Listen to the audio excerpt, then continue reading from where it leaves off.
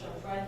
Could you tell me specifically what data you're looking at, and would you change course and possibly support a mask mandate if the data calls for it? So here's the question about Delta and the kids. So the American Academy of Pediatrics recently acknowledged that they're seeing that there's no evidence that they've seen that Delta is more impactful on kids than the prior variants. And if you look at the number of people, the people under 18 who've been hospitalized for COVID, in Florida, the whole pandemic, it's been between 1.1 and 1.3% of the total COVID positive patients. Also, CDC pointed out last week in their briefing that because of the out-of-season RSV, a lot of the kids hospitalized or are hospitalized for RSV. They may be incidentally COVID positive, but really the RSV was driving a significant amount of that. That being said, look, I'm a parent of 3 young kids, 4, 3, and 17 months.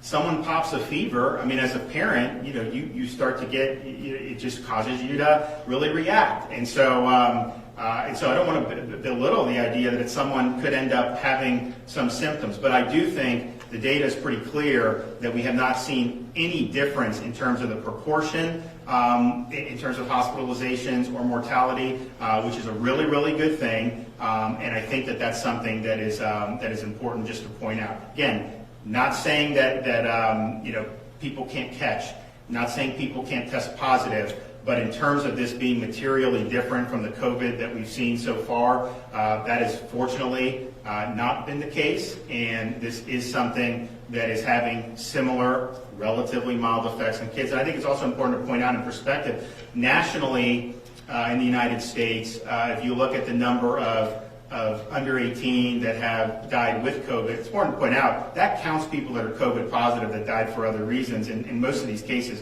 there were really serious underlying issues that really were the primary cause. But put that aside, compare that to the flu season of 2018. Even a year and a half into COVID, that's still less than the flu season was. And then compare it to H1N1. H1N1 was about 4 times what we've seen, and that's just in 1 year, what we've seen in a year and a half so far. And again, fortunately, we're not seeing anything different in terms of, we obviously are seeing more transmissibility in Delta. There's no question about that. I mean, if you look at it, it's like you will have way more infections when this thing starts to pop than previous. And I think that's been true, and I think it's going to continue to be true, as other parts of the country, when they will, unfortunately, end up having to hit a Delta wave. But in terms of the severity, I just, as a parent, I remember when this first started, my wife's nagging me on it, like, hey, how is this going to affect it? And the data was always very good, but as these new things come, I mean, parents understandably have questions, but we've not seen any major changes in terms of that. And again, CDC has said that. If you look at their briefing last week, and then if you look at the American Academy of Pediatrics, one of their leaders just said, they've not seen evidence of that.